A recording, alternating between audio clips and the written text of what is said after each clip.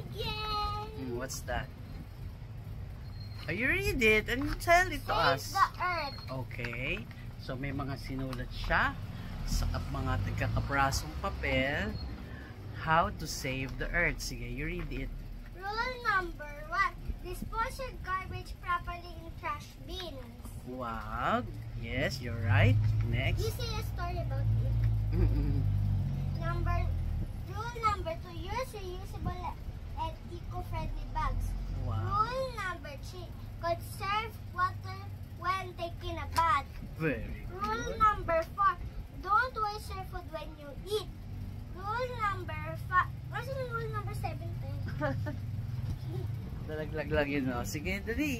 Continue reading. Kakalimutan ko yung rule number 7. Oh, sige. You read muna yung rule number 5. Rule number 5. Plant trees to have a clean air and water. Very good. Rule number 6. Do not break the law. Like number 7. O, sige. O, sige.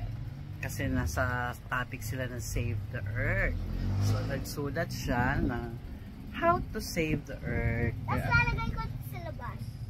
Okay, mababasa po yan. So, meron pang iba.